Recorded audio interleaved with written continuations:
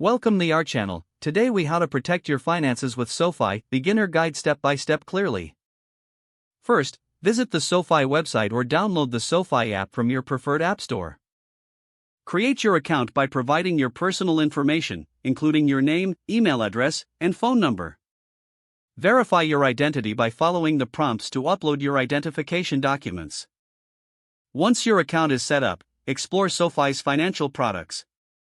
SoFi offers options like personal loans, student loans, and investment accounts. Choose the product that best suits your financial needs.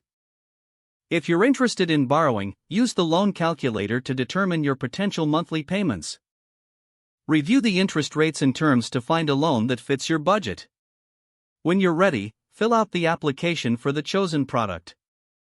Make sure to provide accurate financial information during the application process.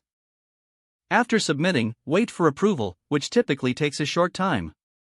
Once approved, review the terms of your loan or investment option carefully.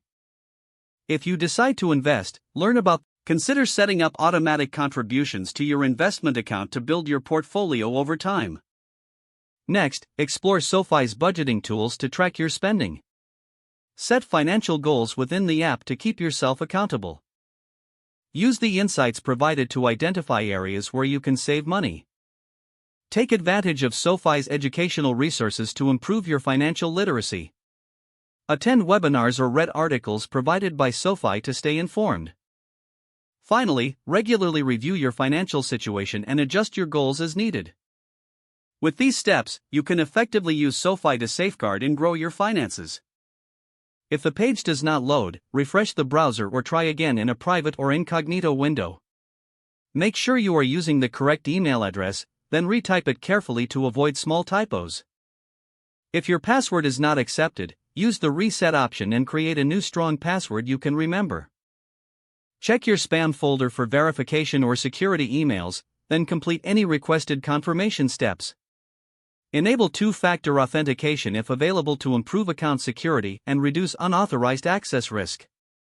After signing in, review your profile details so your contact information and settings are accurate and current.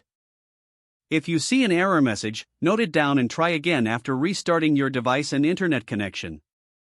Don't forget to like this video and subscribe to our channel for more step-by-step tech guides.